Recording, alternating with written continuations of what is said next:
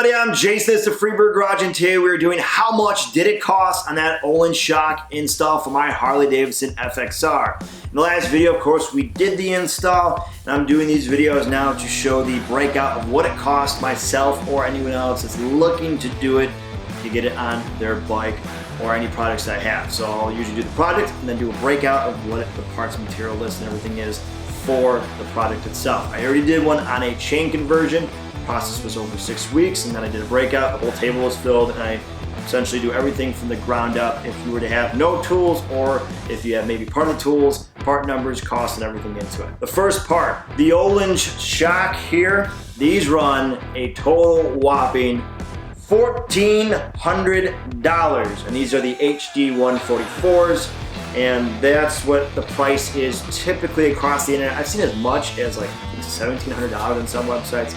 Tucker Speed, I believe, sells it right around there. It's $1,400 bucks. That's where I got these. No, they did not pay for my shocks. I paid for these in full, but of course with a discount. And if you use my discount there, you could probably get the same discount, which is 10% off. So right around 140 bucks, you can knock off these shocks. You know, any other shock you're looking to go for. These shocks, of course, too, go up with the same thing, Legends and all the good ones, but that's what they cost me, $1,400 to get on my bike. Now, the reason why they're sitting in front of me and not on the bike is because of this bottom eyelid here. I had to grind out my swing arm in the last video, and I had to grind out just enough to be able to clear the bottom. These are too tall, so I had to clear it out. Once it's cleared out, pretty much had raw steel on my swing arm, and I want to painted it before I hit the road this spring. So right now that swing arm pieces are being painted so that these can go back on and everything is good to go from there. Installing them, that's where you start. You want to move over to your next piece, which is the grinder, which we just talked about. That is part of the cost to get this because you need some type of grinder. If you use like a grinder like this is an air one, typically right around 50 bucks. I'm sure you can buy them cheaper, even electric ones. They're right around there. Now I don't include the compressor because I know electric ones can range right around the price. They're almost the same thing, right around 50 bucks. So in order to do that, you need a grinding tip. This one in particular is kind of like a pencil. It's long and narrow so that you can actually get in the swing arm. If you use the bigger ones, there's not enough room between the two ears on the mounting points of the shock. So I had to use this long one there, and that allows me to grind perfectly away without nicking everything else around it and getting it done. So once you've grinded away, you're all set there. You're gonna start obviously assembling the shock with the bolts, of course, pretty standard stuff. This is something that everyone probably should have in their toolbox, but if they don't, pretty standard wrenches. 3/4 inch on the bottom and 3/4 inch on the outside and inside of the nuts there. Top bolts, you are looking at the inside fender and a 9/16 there, and then a 11/16 for the outside bolt. Of course, you need a ratchet.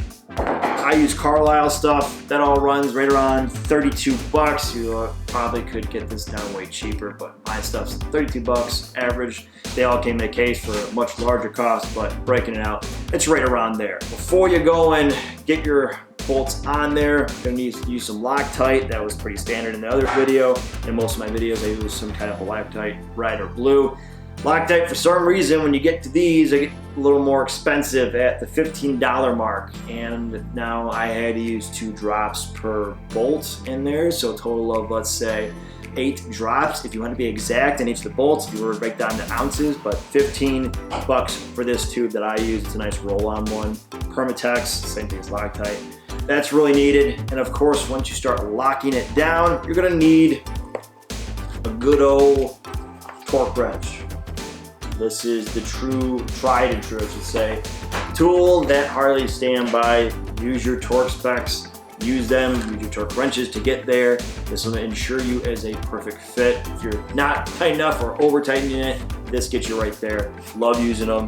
The only thing I don't have that's not on the table, of course, but it's actually right here, and as part of this job, and you have to have at least one type of these, and that is a motorcycle lift.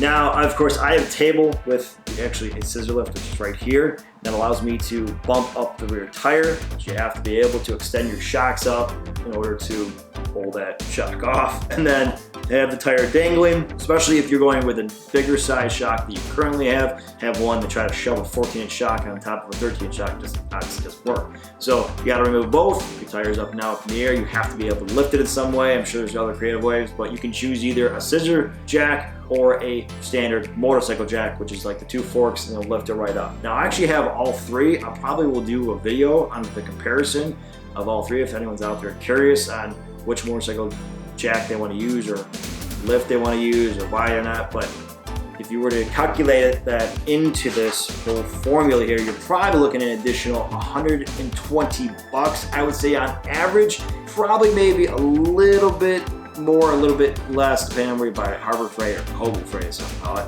You would be looking at a total of $1,558 for this exact setup right in front of me. And of course, if you were to add the motorcycle lift, you probably average right around $1,700 that's on there. Now that's close to the last how much did it cost video that we actually did. It was a total of 1,700 parts with everything included. So right about there. Now this can be much, much cheaper going with a different shock. I would say your average shock cost is right around probably more like 600 to 800 bucks. That's what it costs to get this on my bike. $1,558 or $1,700 including the motorcycle lift. And that is the total. I hope that helps you guys out. If you have any questions on any of the part numbers, of course, I've had this in the last videos. Really enjoy helping anyone out that's trying to ask questions or help you get along the way on figuring out what you need to get the job done. That about wraps up for me on this one, guys. I would greatly appreciate it if you could hit the subscribe button, tap that like, press that notification, leave a comment below and tell me what you think. For those that have already subscribed, thank you. As always, stay free. I'll catch you guys later. Peace.